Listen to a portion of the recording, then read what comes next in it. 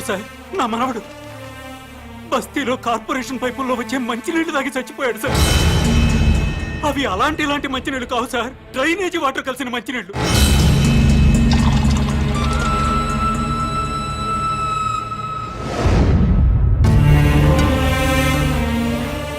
పొద్దున్నే పెద్దవాళ్ళు బాత్రూమ్లకి టాయిలెట్లకి వెళ్తే ఆ పైపుల్లో వచ్చే చండాలమంతా మేము తాగే మంచినీళ్ల పైపుల్లో కలుస్తున్నాయంటే ఎంత దుర్మార్గమో చూడండి సార్.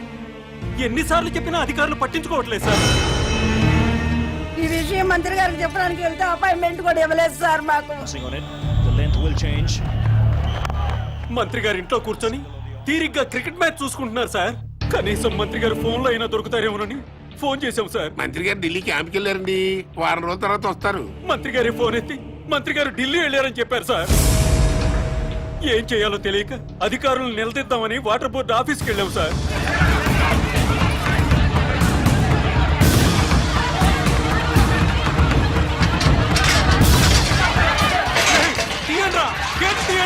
గొడవ చేయొద్దు, మర్యాదగా వెళ్ళిపోండి. మీరు నాశనం అయిపోతారా?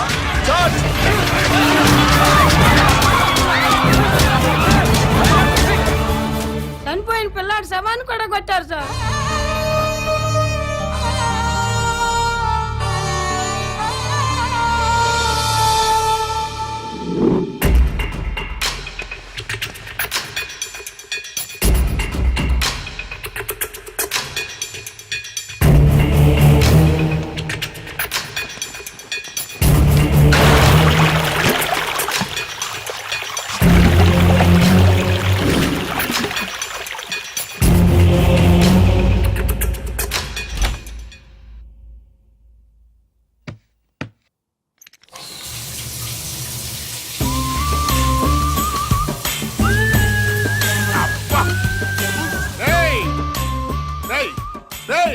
ఎవడరా అక్కడ? ఈ బాత్రూమ్ లో నీళ్ళేంట్రా? అబ్బా వాసన వచ్చేస్తున్నాయి. ట్యాంక్ చెక్ చేయండి రా.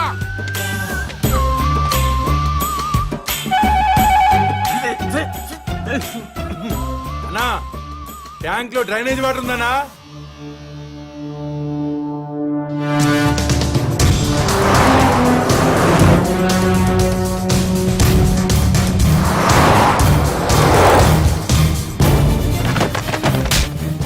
మంత్రి గారి వాటర్ ట్యాంక్ లో డ్రైనేజ్ కలుస్తుంటే చెక్ చేసుకోవద్దురా. మంత్రి గారు అబ్బాయి సార్.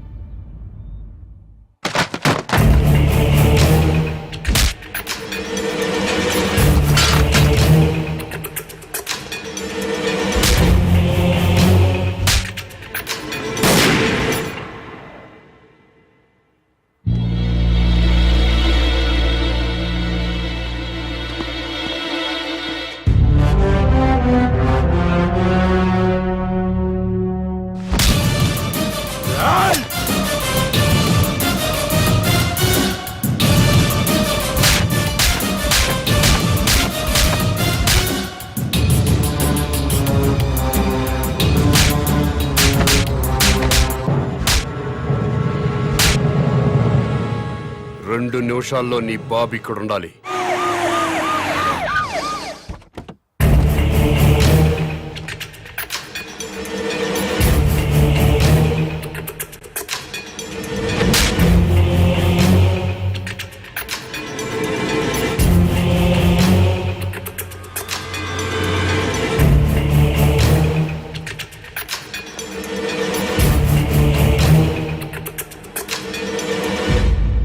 ఏం జరిగింది నాన్న? ప్రజలు తాగే మంచినీటిలో డ్రైనేజ్ వాటర్ కలిసింది. తెలిసింది.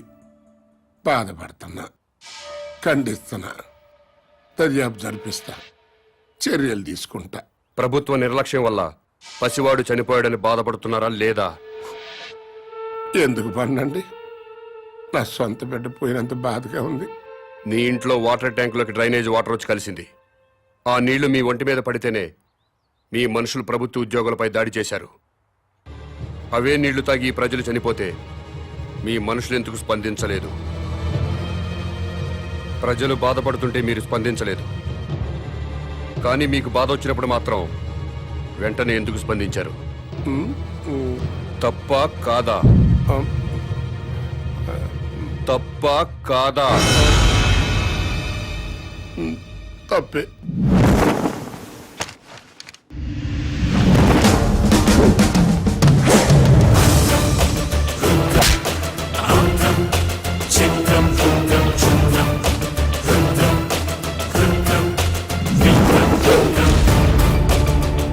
బిడ్డ చనిపోయాడన్న బాధతో ప్రజలు దాడి చేయబోతే వాళ్ళను లాఠీలతో కొట్టి కుక్కల్లా తరిమారు.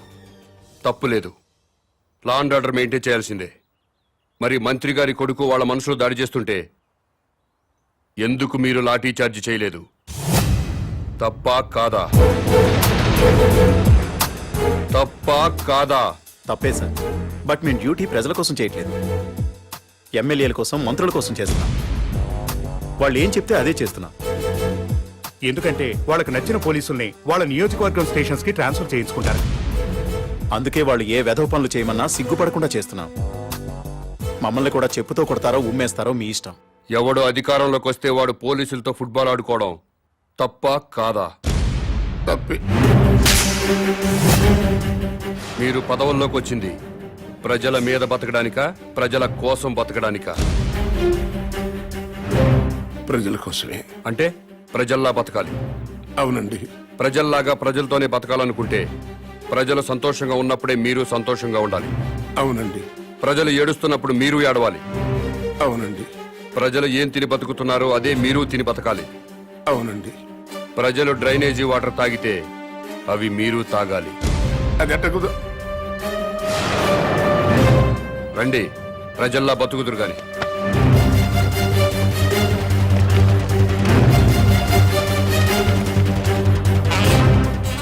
మంత్రి గారికి మంచినీళ్ళు ఇవ్వండి.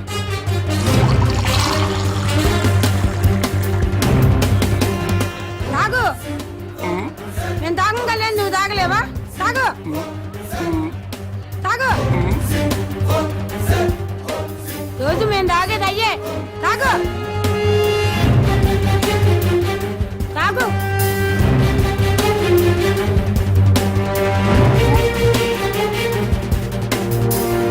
మాయ్ తాగు. తాగమంటే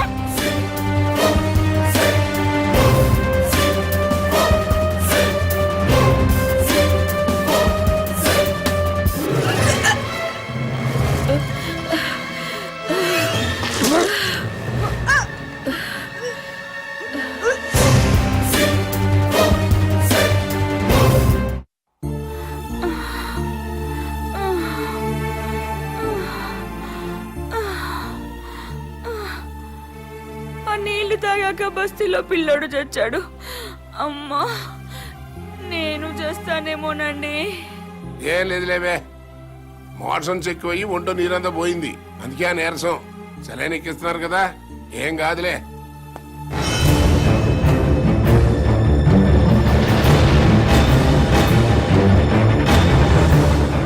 ఏంటిది? ఇటు ఇళ్లలోకి తోసుకొచ్చేటివేనా? మీ ఇళ్లలోకి మేము టెస్ట్ అనుకుంటారా? ఏమనంటే ప్రెస్. మా ప్రైవేట్ జీతాలు ఉండవు. ఉండవు. ఏ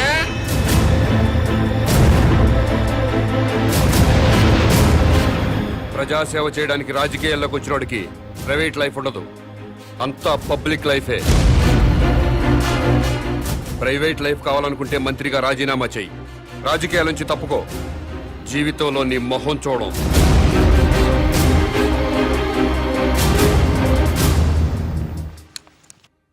రాని రాని. ఆపు ఆపు ఆపు ఆపు.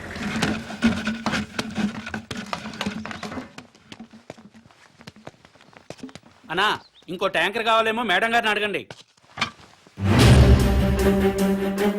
ఎవరిని మేడం గారు అంటున్నావు?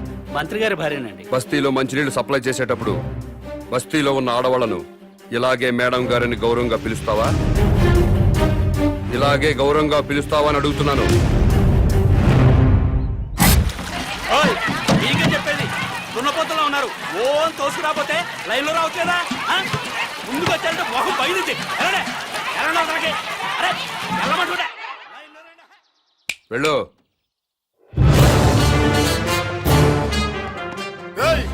ఏం పని అది? ట్యాంకర్ పంపించామంటే మేము మంచిగా కాక్కర్లేదా? ప్రజల్లా బతకండి. ఆహా, అది ఎలాగో తమరే సెలవే ఉండే. బస్తీకి వెళ్ళండి, ట్యాంకర్లు వస్తాయి. అక్కడ ఉన్న ఆడవాళ్లతో పాటు మీ ఆడవాళ్ళను కూడా బిందెలతో మంచినీళ్లు పట్టుకోమని చెప్పండి.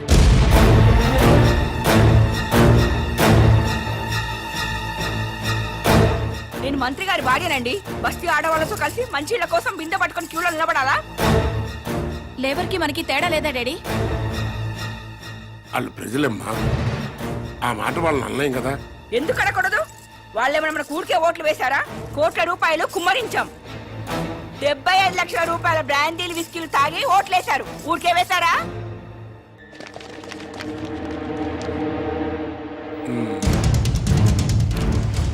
ఆ మాట నాకు అనాలనే ఉంది, కానీ పబ్లిక్ లో అనలేం కదా.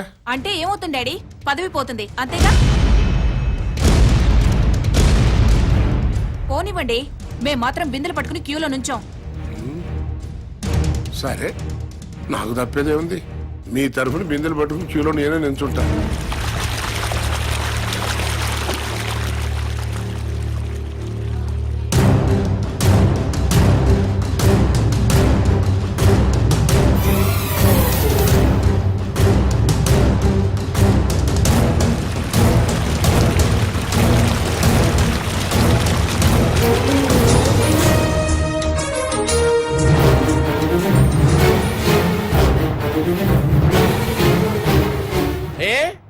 బిందెలతో నిలబడి లైన్లో నీళ్లు పట్టుకోవడానికి ఎందుకు బాధపడుతున్నారు?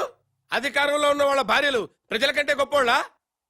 బిందెలతో నీళ్లు పట్టుకోలేరా? ఈ ఒక్క మంత్రి గారి భార్య కాదు, అందరు మంత్రుల భార్యలు ఇలాగే లైన్లో నిలబడి బిందెలతో నీళ్లు పట్టుకోవాలి. అప్పుడే ప్రజాస్వామ్యం బతుకుతుందని నేను మీకు మనవి చేస్తున్నాను.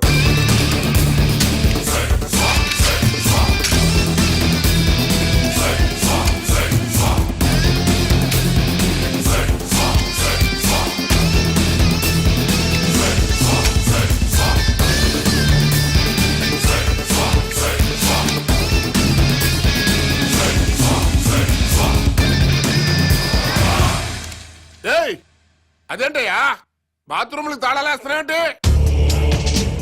మీరు ప్రజల్లా బతకాలి కదండి. ఏంటయ్యా ప్రజలు వాళ్ళలాగా బతకాలంటే మా బాత్రూమ్లకు తాళాలయ్యాలా? చెంబులు తీసుకుని రోడ్డు మీదకి వెళ్ళండి. స్టేట్ లో చాలా ఊళ్ళలో మరుగుదొడ్లు లేక ఆడవాళ్లు చెంబులు పట్టుకుని రోడ్ల మీదకి, రైల్వే పట్టాల మీదకి, టాయిలెట్ కి వెళుతున్నారు. మీరు కూడా ప్రజల్లా బతుకుదాం అనుకుంటున్నారు కదా, అందుకే చెంబులు పట్టుకుని రోడ్డు మీదకి వెళ్ళాలని తాళాలు వేశాను.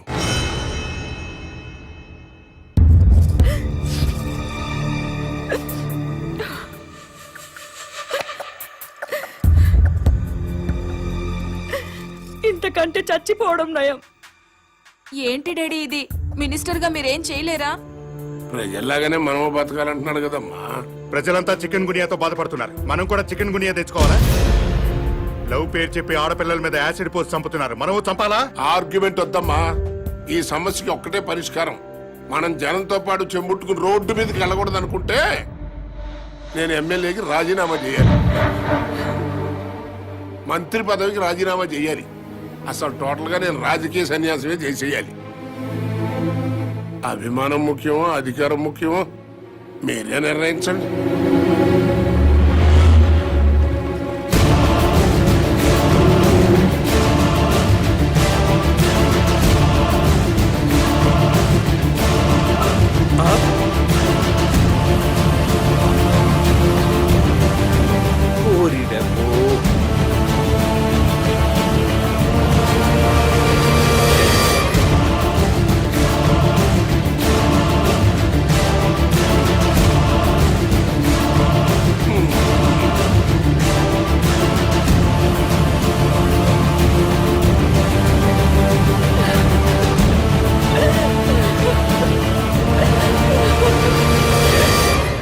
మంత్రి గారు,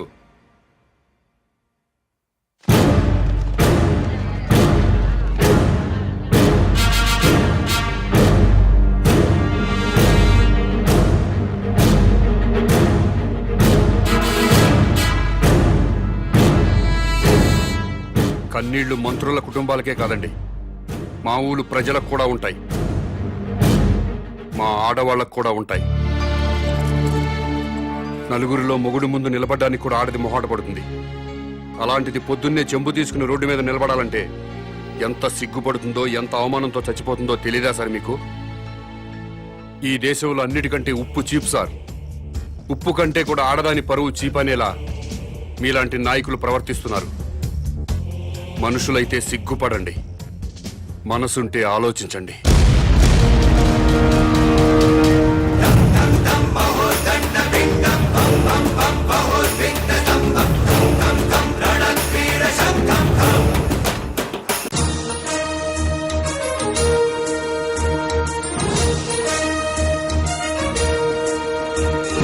కామన్ మ్యాన్ పై ప్రతిపక్ష నాయకుడు విరుచుకుపడ్డారు. మంత్రి గారి కుటుంబాన్ని అవమానించడం అమానుషమంటూ నిప్పులు చెరిగారు. ప్రతిపక్ష నాయకుడి మాటల్ని లైవ్ లో చూద్దాం. అవునండి, మంత్రి తప్పు చేస్తారు, మీ ఇష్టం వచ్చినట్టు ప్రవర్తిస్తారా?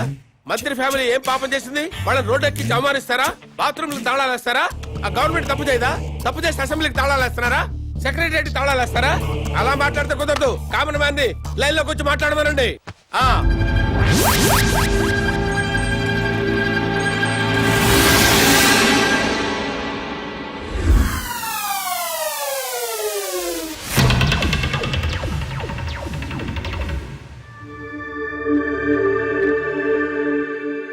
జానకిరామ్ గారు, మీరు ఇప్పుడు ఏ పార్టీలో ఉన్నారు? మాతృదేశం పార్టీలో అండి. ఎలక్షన్ టైంలో ఈ పార్టీని వదిలి ఇంకో పార్టీలోకి వెళ్ళినట్టున్నారు. అవునండి. ఏ పార్టీ సార్ అది? స్టార్ పార్టీలోకి జంప్ అయ్యారు సార్. దేనికి మారారు సార్? ఆ పార్టీ అధినేతకి ప్రజాబలం ఉంది, యూత్ బలం ఉంది, కొత్త పార్టీ. పైగా నేను సీనియర్ మోస్ట్ మెంబర్ ని, మినిస్టర్ కొట్టే అవకాశం కూడా ఉంది. అధికారంలోకి డెఫినెట్ గా వస్తుందని నమ్మకంతో చేరాను సార్. స్టార్ పార్టీలో జాయిన్ అయినప్పుడు ఆ పార్టీని ఆ పార్టీ అధ్యక్షుడిని ఏదో పొగిడినట్టున్నారు. ఎస్, పొగిడాను.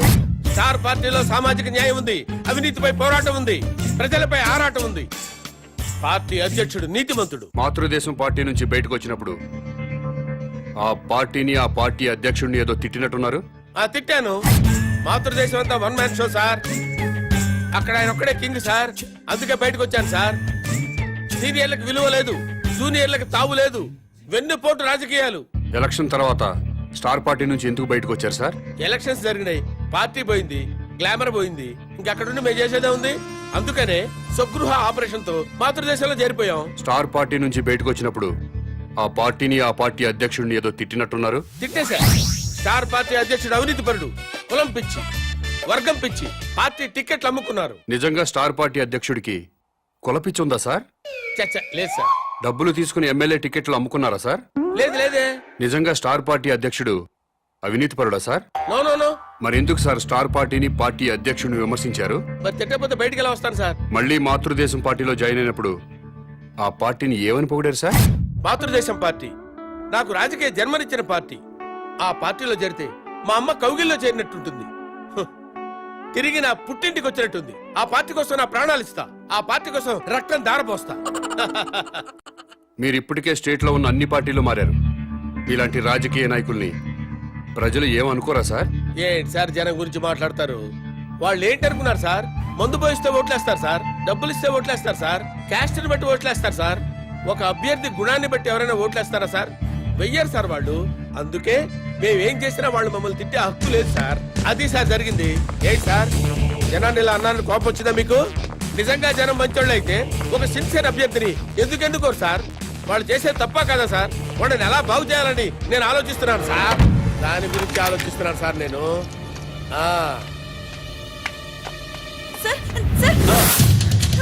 అమ్మా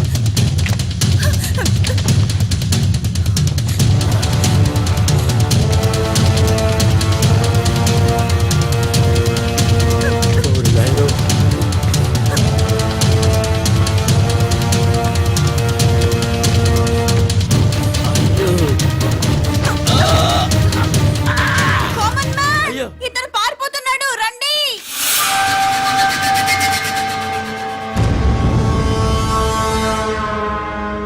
కామన్ మ్యాన్ కిడ్నాపర్ కాదా?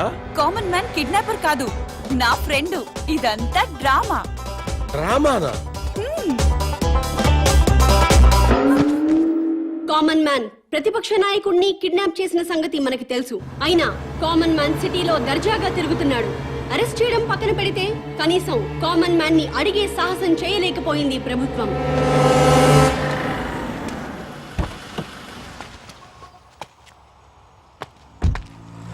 నమస్తే సార్. నమస్తే. నేను గవర్నర్ గారి పియ్యనండి. గవర్నర్ గారు మీతో మాట్లాడుతూ ఉన్నారు.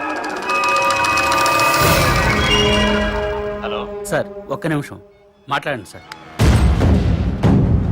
హలో బాబు, నువ్వు చేసే పనులన్నీ అభినందించదగ్గవే. కానీ మంత్రుల్ని కొట్టడాలు, ప్రతిపక్ష నాయకుడిని కిడ్నాప్ చేయటం చట్టవ్యతిరేక చర్య. అలా కాకుండా సొసైటీ కోసం ఏం చేయదలుచుకున్నావో, ఎందుకు చేస్తున్నావో నాకు చెప్పు. నేను నీకు సహాయం చేస్తాను. మీరు నిజాయితీ పరులు సార్. తప్పకుండా మీ మాట వింటాను. మీతో పాటు ప్రజాప్రతినిధులందరినీ సమావేశపరచండి.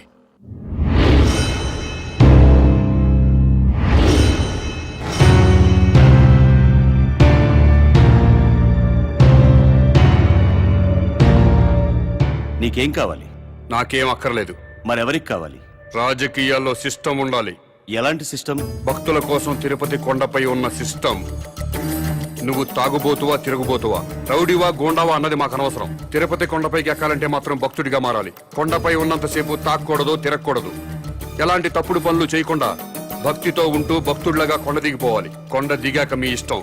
ఆ సిస్టమ్ ప్రజలంతా ఫాలో అవుతున్నారు కాబట్టే తిరుమల కొండని 100 సంవత్సరాల నుంచి పవిత్రంగా ఉంచుతున్నారు. అలాంటి సిస్టమ్ రాజకీయాల్లో లేదు. రౌడీలు, గూండాలు, భూ కబ్జాదారులు, ఫ్యాక్షనిస్టులు, అవినీతి పరులు రాజకీయాల్లోకి వచ్చేస్తున్నారు. రాజకీయాల్లోకి వచ్చాక కూడా గూండాల్లా ప్రవర్తిస్తున్నారు. ఫ్యాక్షనిజం వదలలేదు, భూ కబ్జాలు మానలేదు, అవినీతి పనులు చేస్తూనే ఉన్నారు. దాని మూలంగా సొసైటీ మొత్తం నాశనం అయిపోయింది. డబ్బులు పెట్టుబడి పెట్టాల్సింది వ్యాపారంలో కానీ రాజకీయాల్లో కాదండి. ప్రజాసేవ చేయడానికి డబ్బులు ఖర్చు పెట్టుకుని ఓట్లు కొనాలండి? ప్రజలతో బ్రాందీలు, విస్కీలు తాగించాలండి? ఎలక్షన్లో డబ్బు సారా ఖర్చు పెట్టకుండా నిజాయితీగా కేవలం ప్రజల ప్రేమతో గెలిచి ఎమ్మెల్యే అయిన వాళ్ళ పేర్లు ముచ్చటగా 3 పేర్లు చెప్పగలరా?